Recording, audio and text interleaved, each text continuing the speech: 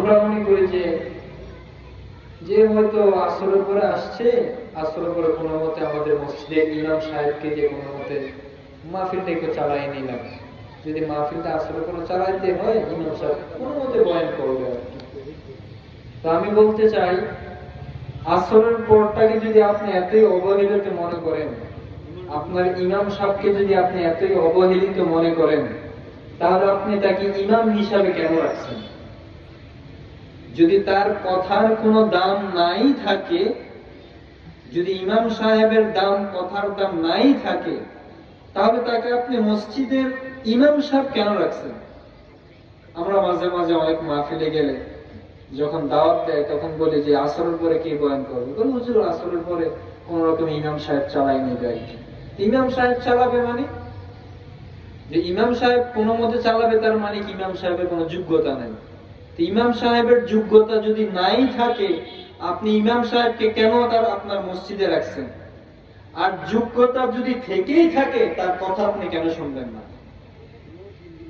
তার যোগ্যতা যদি যোগ্যতাই থাকে, তার কথা আসরের পর আপনি কেন শুনবেন না? তো সর্বোপরি সব থেকে বড় কথা হচ্ছে আমাদের ভিতরে ইনসাফ নেই। ইনসাফ কেন নাই, এই কথা কেন বললাম?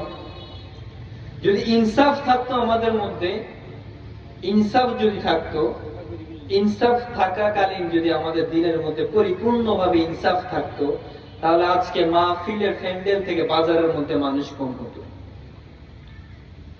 একমাত্র ইনসাফ নাই, এই কারণেই মসজিদ গুলাতে মানুষ কম হয়, বাজার গুলাতে মানুষ বেশি হয়। মাহফিল গুলাতে মানুষ কম হয়, কনসার্ট গুলাতে মানুষ বেশি হয়। প্রত্যেকটা দিনই কাজের মধ্যে মানুষ কম হয়, বড়দিন যে কাজগুলো আছে প্রত্যেকটা কাজের মধ্যে মানুষ বেশি হয়। তো এই কারণে আমরা বলি, আমরা সূরতে যে মানুষ আছি, এই সূরতে মানুষ হলে চলবে না, আমাদের কলবটাকেও পরিপূর্ণভাবে মানুষ হতে হবে। কলবটাকে যদি আমরা পরিপূর্ণভাবে মানুষ না বানাইতে পারি, তা আমরা পরিপূর্ণভাবে মানুষ হতে পারলাম না। ছোট্ট একটা কথা বলে শেষ করে দেব, আমার সময় কম, ওলামায়ে কেরাম বসে আছে আমার পাশে।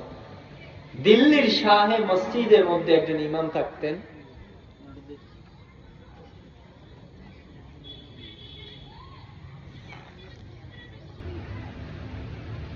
তো যেটা বলতেছিলাম, দিল্লির শাহে মসজিদের মধ্যে একজন ইমাম থাকতেন। উনি বড় আল্লাহওয়ালা ছিলেন, প্রতিদিন তাহাজ্জুদ গুজার, প্রতিদিন নামাজ রোজা, তাহাজ্জুদ রোজা, হজ জাকাত, একজন আল্লাহর ওয়ালি পীর